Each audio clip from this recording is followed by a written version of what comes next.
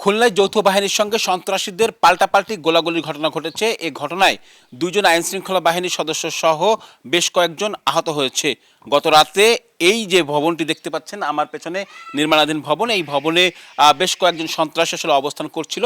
এমন খবরের ভিত্তিতে কিন্তু আমরা জেনেছি যে পুলিশ নৌবাহিনীর সমন্বয়ে গঠিত যৌথ বাহিনীটি দল এখানে অভিযান পরিচালনা করতে আসে এবং পুলিশের উপস্থিতি এবং যৌথ বাহিনীর উপস্থিতি টের পেয়ে এখানে যে সমস্ত সন্ত্রাসীরা অবস্থান করছিল তারা কিন্তু পুলিশকে উদ্দেশ্য করে গুলি ছুড়ে মারে। পুলিশও কিন্তু দমে যায়নি, তারাও কিন্তু পাল্টা গুলি ছুড়ে মারে এবং ঠিক আমার পেছনে এই নির্মাণাধীন ভবনের পেছনে যে জায়গাটি দেখা যাচ্ছে, একটি পরিত্যক্ত একটি ডোবা রয়েছে, সেই ডোবায় কিন্তু অস্ত্র ফেলে দিয়েছিল সন্ত্রাসীরা, এমনটি কিন্তু আসলে পুলিশের পক্ষ থেকে জানানো হয়েছে।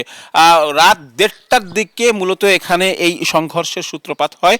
এখানে পুলিশ যৌথ বাহিনীর বেশ কয়েকজন সদস্য তারা যখন এখানে তাদেরকে অভিযানে ধরতে আসে তখনই কিন্তু আসলে এই ঘটনাগুলো ঘটে। পুলিশের পক্ষ থেকে আজ দুপুরে খুলনা মেট্রোপলিটন পুলিশের সদর কার্যালয়ে সংবাদ সম্মেলনের মাধ্যমে বিস্তারিত তুলে ধরা হয়েছে এবং সেখানে তারা বলছেন যে এই ঘটনায় মোট 10 জন সন্ত্রাসীকে তারা আসলে গ্রেফতার করেছেন। সংবাদ সম্মেলনে খুলনা মেট্রোপলিটন পুলিশ কমিশনার জানিয়েছেন তাদের যে 12 জন শীর্ষ সন্ত্রাসের তালিকা ছিল সেই তালিকার মধ্যে 2 জন সন্ত্রাসী কিন্তু এর মধ্যে ছিলেন এবং পুলিশের এবং যৌথ বাহিনীর করা গুলিতে তাদের কয়েকজন আহত হয়েছেন এবং এই যে 10 জন গ্রেফতার হয়েছে এই 10 জন কিন্তু বর্তমানে খুলনা মেডিকেল কলেজ হাসপাতালের প্রিজন সেলে চিকিৎসাধীন অবস্থায় রয়েছেন। পুলিশের পক্ষ থেকে জানানো হয়েছে যে তারা আসলে আইন শৃঙ্খলা রক্ষার জন্য সর্বোচ্চ চেষ্টা করছেন এবং তারই অংশ হিসেবে এই অভিযান আসলে পরিচালনা করা হয়েছে।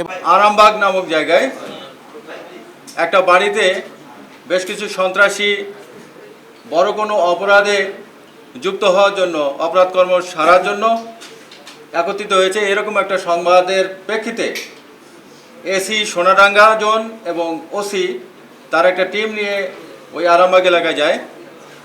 বাড়িটা শনাক্ত করতে পারে। শনাক্ত করার পরে তারা সেখান থেকে পাশে চলে এসে নেভিকে খবর দেয়। নেভির 2টা টিম সেখানে হাজির হয়। নেভি এবং পুলিশ যৌথভাবে এখানে রেড দেওয়ার চেষ্টা করে। রেড দেওয়ার সময় সন্ত্রাসীদের পক্ষ থেকে গুলি ছোড়া হয়। এরপর দুই পক্ষে গুলি চলে বেশ কিছুক্ষণ। এই অভিযান চলতে থাকে প্রায় 1.5 থেকে 2 ঘন্টা। এই সময়ে ফায়ার এক্সচেঞ্জের পরে এদের 10 জনকে পুলিশ অ্যারেস্ট করতে পারে। এদের হেফাজত থেকে আমরা যে অস্ত্র এবং গুলি পেয়েছি সেগুলো হলো 3টা পিস্তল, পিস্তলের 4 রাউন্ড গুলি, একটা শর্টগান, শর্টগানের 23 রাউন্ড গুলি, 2টা চাইনিজ কুড়াল, একটা চাপাতি, একটা হাসুয়া, 2টা চাকু, 4টা মোবাইল ফোন। আর এদের বাড়ির বাইরে, যে বাড়িতে তারা আশ্রয় নিয়েছিল সেটার বাইরে তারা তাদের ব্যবহৃত 7টা মোটরসাইকেল রেখেছিল। সেই মোটরসাইকেলে আসলে তারা এই শহরে বিভিন্ন জায়গায় মহড়া দেওয়ার চেষ্টা করত।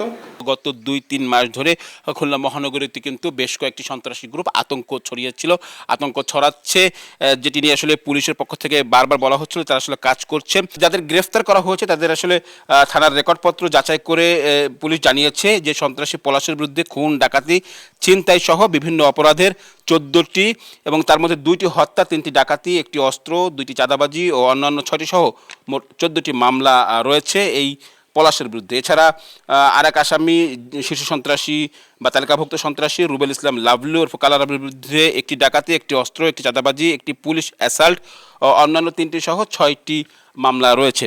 পুলিশ জানিয়েছে যে তারা আসলে এই যাদেরকে গ্রেফতার করেছে তাদেরকে সর্বোচ্চ শাস্তি প্রদানের জন্য তারা আসলে আদালতের মাধ্যমে রিমান্ডের আবেদন করবেন। পুলিশ এবং নৌবাহিনীর সদস্যের সঙ্গে গোলাগুলির এক পর্যায়ে যখন পুলিশ তাদেরকে ধরতে একেবারে খুব কাছাকাছি জায়গায় চলে যায় তখন তাদের অনেকেই কিন্তু এই ভবনের ছাদ থেকে পালিয়ে যাওয়ার চেষ্টা করে এবং তাদের মধ্যে বেশ কয়েকজন ছাদ থেকে পড়ে আহত হয়েছেন এবং গ্রেফতার হওয়া 10 জনই কিন্তু এই মুহূর্তে খুলনা মেডিকেল কলেজ হাসপাতালে প্রিজন সেলে চিকিৎসাধীন অবস্থায় রয়েছেন।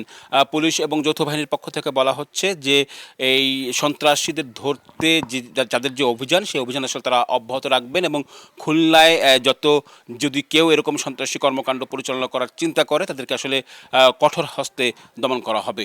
আব্দুল্লাহ আল মামুন, রুবেল, সময় সংবাদ, খুলনা।